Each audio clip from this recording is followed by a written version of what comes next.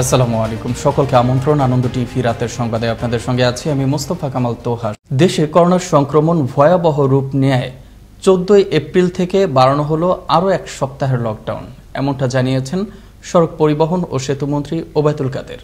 শুক্রবার সকালে সরকারি বাসভবন থেকে ব্রিফিংকালে তিনি একথা জানান। এ সময় মানুষের কাজ ও চলাচল কঠোরভাবে নিয়ন্ত্রণ করা হবে, তবে আওতামুক্ত থাকবে জরুরি পরিষেবাসমূহ। বিস্তারিত জানাচ্ছেন তরিকুল ইসলাম। প্রতিদিন কোভিড সংক্রমণে নতুন নতুন রেকর্ড ভাঙছে, পাল্লা দিয়ে বাড়ছে মৃত্যুর মিছিল। ফেব্রুয়ারিতে 2% ঘরে থাকা সংক্রমণের হার লাফিয়ে বাড়তে বাড়তে এখন ছাড়িয়ে গেছে 23%। করোনার ধাক্কায় যখন জনস্বাস্থ্য ব্যবস্থাপনা ভেঙে পড়ার উপক্রম, তখনই বছর ঘুরে আবারও লকডাউনে বাংলাদেশ। দেশে করোনায় এমন ঊর্ধ্বগতি সংক্রমণ রোধে এক সপ্তাহের জন্য লকডাউনের ঘোষণা দিয়ে প্রজ্ঞাপন জারি করে সরকার। রোববার মন্ত্রিপরিষদ বিভাগ থেকে এ প্রজ্ঞাপন জারি করা হয়, কিন্তু চলমান লকডাউনে দেশের মানুষ ছিল উদাসীন। এ অবস্থায় আগামী 14 এপ্রিল থেকে কঠোর লকডাউনে আসার ইঙ্গিত দিলেন সেতুমন্ত্রী ওবায়দুল কাদের। আবারও প্রচন্ড আঘাত এনেছে দ্বিতীয় তরঙ্গ। প্রথম ধাক্কা সামলাতে না সামলাতেই সজোরে দ্বিতীয় ধাক্কা। হতাশার কারণ নেই, এ লড়াইয়ে নেতৃত্বে আছেন সময়ের অসম সাহসী কাণ্ডারী বঙ্গবন্ধু কন্যা শেখ হাসিনা, যিনি শত বিপদ বাধার চ্যালেঞ্জের মুখেও হাল ছাড়েন না। চলমান এক সপ্তাহের লকডাউনে জনগণের উদাসীন মানসিকতার কোনো পরিবর্তন হয়েছে বলে মনে করেন না তিনি। চলমান এক সপ্তাহের লকডাউনে জনগণের উদাসীন মানসিকতার কোনো পরিবর্তন হয়েছে বলে মনে হয় না। তাই সরকার জনস্বার্থে আগামী 14 এপ্রিল থেকে এক সপ্তাহের জন্য সর্বাত্মক লকডাউনের বিষয়ে সক্রিয় চিন্তা ভাবনা করছে। তবে বিশেষজ্ঞরা মনে করেন মহামারী নিয়ন্ত্রণের শেষ অস্ত্র হচ্ছে লকডাউন। তবে এর সুফল পেতে রোগী শনাক্ত, আইসোলেশন, কোয়ারেন্টাইন নিশ্চিত করতে হবে। রোগ প্রতিরোধে বিজ্ঞানভিত্তিক সব ব্যবস্থাকে কাজে লাগাতে হবে বলে মনে করেন তারা। তরিকুল ইসলাম, আনন্দ টিভি, ঢাকা। করোনা ভাইরাস সংক্রমণ রোধে বন্ধ ঘোষণা করা জনমানবহীন কক্সবাজারের সমুদ্র সৈকতে ভেসে এলো একটি বিশাল আকৃতির মৃত নীল তিমি। তবে তিমিটির মৃত্যুর প্রকৃত কারণ এখনও নিশ্চিত হওয়া যায়নি। তিমিটির দৈর্ঘ্য 44 ফুট এবং প্রস্থ 26 ফুট। শুক্রবার দুপুর 1টার দিকে কক্সবাজার টেকনাফ মেরিন ড্রাইভ সড়কের হিমছড়ি পয়েন্টে স্থানীয় লোকজন সাগরের পানিতে ভাসমান অবস্থায় দেখতে পান তিমিটি। তিমিটির পেছনের দিকে রয়েছে আঘাতের বড় একটি ক্ষত। ধারণা করা হচ্ছে আরও কয়েকদিন আগেই তিমিটির মৃত্যু হয়। খবর পেয়ে ঘটনাস্থল পরিদর্শন করেন জেলা প্রশাসন, স্থানীয় পুলিশ, বন বিভাগ ও পরিবেশ অধিদপ্তরের সংশ্লিষ্ট কর্মকর্তাগণ। আঘাতের চিহ্ন থাকায় তিমিটির ময়নাতদন্ত করে পরবর্তী ব্যবস্থা নেওয়া হবে বলে জানান বন বিভাগের বিট কর্মকর্তা মোহাম্মদ কামরুজ্জামান। এদিকে তিমি ভেসে আসার ঘটনায় সৈকত জুড়ে ছিল উৎসুক জনতার ভিড়। ঢাকার ধামরাইয়ে 2 কেজি হেরোইন সহ 2 মাদক কারবারিকে গ্রেফতার করল র্যাব 4। উদ্ধারকৃত মাদকের বাজার মূল্য প্রায় 2 কোটি টাকা। এ সময় মাদক পরিবহনে ব্যবহৃত একটি ট্রাক জব্দ করা হয়। শুক্রবার সকাল 10টার দিকে বিষয়টি নিশ্চিত করেন র্যাব 4-এর lieutenant commander Rakib Mahmud Khan. RAB 1 press বিজ্ঞপ্তিতে জানায়, র্যাব 4-এর একটি আভিযানিক দল ঢাকা আরিচা মহাসড়কের পাশে ধামরাই উপজেলার সোমভাগ ইউনিয়নের ডাউটিয়া এলাকায় অভিযান পরিচালনা করে প্রায় 2 কোটি টাকা মূল্যের 1 কেজি 958 গ্রাম হেরোইন ও মাদক পরিবহনে ব্যবহৃত একটি ট্রাক সহ 2 মাদক কারবারিকে আটক করা হয়। সম্ভাব্য হামলা ঠেকাতে সিলেট মহানগর পুলিশ ও জেলার সবগুলো থানায় বসানো হলো মেশিনগান পোস্ট। একই সঙ্গে ঝুঁকিপূর্ণ বিবেচনায় প্রতিটি থানায় মোতায়েন করা হয় 30 থেকে 50 জনের অতিরিক্ত পুলিশ সদস্য। হামলা সহ যে কোনো ধরনের অনাকাঙ্ক্ষিত ঘটনা এড়াতেই এমন ব্যবস্থা। পুলিশ সদর দপ্তরের নির্দেশনায় বুধবার রাত থেকে নিরাপত্তা ব্যবস্থা জোরদার করার কথা জানান জেলা পুলিশ সুপার ফরিদ উদ্দিন। এদিকে সাম্প্রতিক পরিস্থিতি বিবেচনায় ব্রাহ্মণবাড়িয়ার সবকটি থানায় নিরাপত্তা ব্যবস্থা জোরদার করা হয়েছে। ভারী অস্ত্রের সমন্বয়ের পাশাপাশি বাড়ানো হয়েছে পুলিশ সদস্যের সংখ্যা। থানা ছাড়াও বিভিন্ন গুরুত্বপূর্ণ ফাঁড়িতে স্থাপন করা হয়েছে এলএমজি পোস্ট।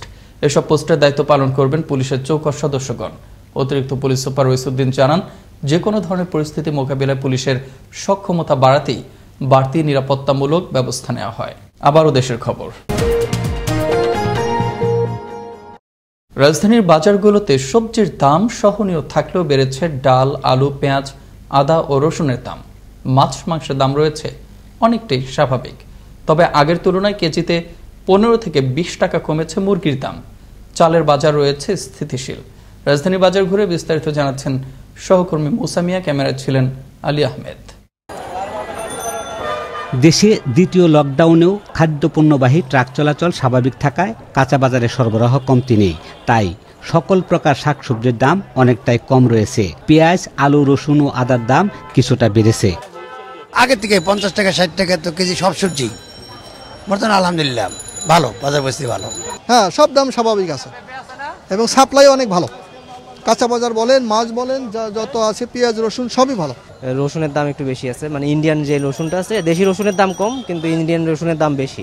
এদিকে গরু ও খাসির মাংসের দাম স্বাভাবিক থাকলেও কমেছে মুরগির দাম। মাছের আমদানি পর্যাপ্ত থাকলেও লকডাউনের কারণে ক্রেতা সমাগম না থাকায় মাছের দাম অনেকটাই কম।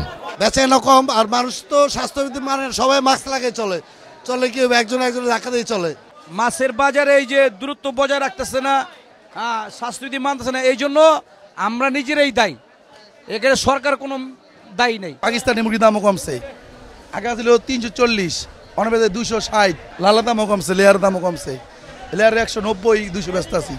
আগে 220 বেচছি, 10 বেচছি।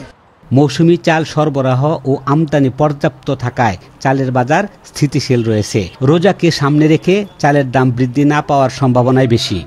মোটামুটি নতুন চাল আসা না পর্যন্ত নিয়ন্ত্রণ আসবেন না, কেননা আগামী সামনে রোজা আছে, রোজার ভিতরে নতুন চাল আসবে। আপনার দেশি পাইজাম 150 টাকা আর ইন্ডিয়ান পাইজাম 2150 টাকা, 100 টাকা আপনার পার কেজিতে 50 টাকা ব্যবধান। রমজানকে সামনে রেখে কিছু অসাধু ব্যবসায়ী সিন্ডিকেটের মাধ্যমে বাজার অস্থিতিশীল করে তুলতে পারে। তাই নিয়মিত সরকারি বাজার মনিটরিং অব্যাহত রেখে দ্রব্যমূল্য ক্রয় ক্ষমতার মধ্যে রাখতে কাজ করবে সরকার, এমনটাই চাওয়া সকলের। মুসা মিয়া, আনন্দ টিভি, ঢাকা। পটুয়াখালীর মহিপুরে বিয়ে বাড়িতে শুক্রবার জুমার নামাজের পর দুপুরের খাবারের সময় মাংস কম দেয়াকে কেন্দ্র করে কনে ও বরপক্ষের সংঘর্ষে আহত হয়েছেন অন্তত 10 জন। এ সময় ভাঙচুর করা হয় বিয়ের প্যান্ডেল সহ আসবাবপত্র। 1.5 মাস আগেই বিয়ে হয় একই গ্রামের আরিফ এবং রাজিয়ার। শুক্রবার কনে পক্ষের লোকজন বরপক্ষের বাড়িতে যায়। দুপুরের খাবারের সময় কনে পক্ষের অতিথিদের মাংস কম দেয়াকে কেন্দ্র করে কথা কাটাকাটির এক পর্যায়ে সংঘর্ষে জড়িয়ে পড়লে উভয় পক্ষের 10 জন আহত হয়। পরে পুলিশ গিয়ে পরিস্থিতি নিয়ন্ত্রণে আনে। দেখছেন আনন্দ টিভি রাতের সংবাদ, সঙ্গে আছি মুস্তফা কামাল তোহা। নারায়ণগঞ্জের শীতলক্ষা নদীতে মর্মান্তিক লঞ্চডুবিতে 34 জনের প্রাণহানির ঘটনায় জব্দকৃত স্কেল 3 লাইটার কার্গো জাহাজ থেকে গ্রেফতার হওয়া 14 আসামির মধ্যে নাবিক ও চালক সহ 5 আসামির 2 দিনের রিমান্ড মঞ্জুর করলেন আদালত।